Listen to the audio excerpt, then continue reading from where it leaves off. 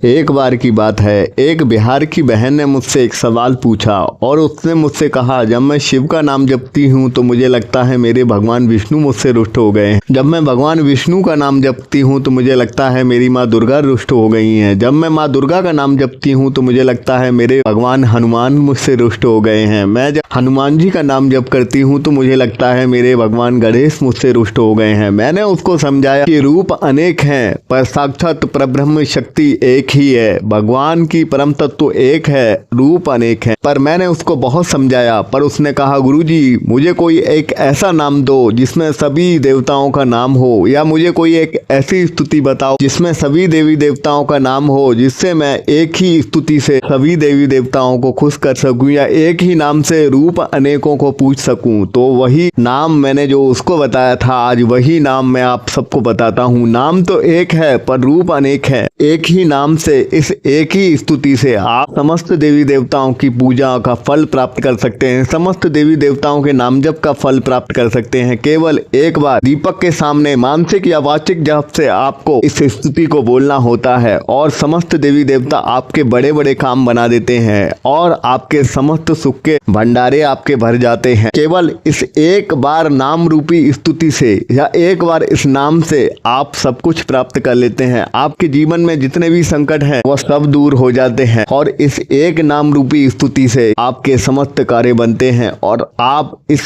स्तुति नाम रूपी स्तुति से नाम तो एक जपते हैं पर आपको फल अनेक मिलते हैं। यह शास्त्रीय स्तुति है और ये अधर्वेद से स्तुति है। और इस स्तुति को अधर्वेद से जब मैंने ढूंढा तो मैंने जाना है कि इस स्तुति से बड़े काम बन जाते हैं, बड़े से बड़े रोग मिट जाते हैं, बड़े से बड़ी बीमारियां, बड़ी से बड़ी विपत्तियां हट जाती हैं। और एक ही इस स्तुति से एकमात्र यह ऐसी स्तुति है जिससे आपके बड़े से बड़े संकट टल जाते हैं। इसमें समस्त देवी देवताओं की आप पर कृपा होती है और समस्त देवी देवताओं का आपको पूजन का फल मिलता है और इससे समस्त नाम जप का आपको असंख्य पुण्य प्राप्त होता है और आपके सर्व मनोरथ पूर्ण होते हैं। यह अधर्वेद से मैंने आप सबके लिए एक दिव्य स्तुति निकाली है और दूसरी जो स्तुति मैंने आपके लिए निकाली है वह ऋग्वेद से निकाली है। ये दोनों स्तुतियां आपके जीवन में कार्य करती हैं, असंख्य पुण्य दिलाती हैं। यह नाम रूपी स्तुति एक है पर इसका फल अनेक है और यह नाम रूपी स्तुति आपके जीवन में आपके हर संकट, हर बाधाओं को मुक्त कर देती है। और इस नाम रूपी स्तुति को एक बार बोलने से ही आपके हर विघ्न, हर बाधा मुक्त हो जाती है और आप समस्त सुख पाते हैं। वह नाम रूपी स्तुति है, राम शिव गणेश हनुमान, नरसिंह विष्णु लक्ष्मी महान, दुर्गा भवानी कृपा निधान,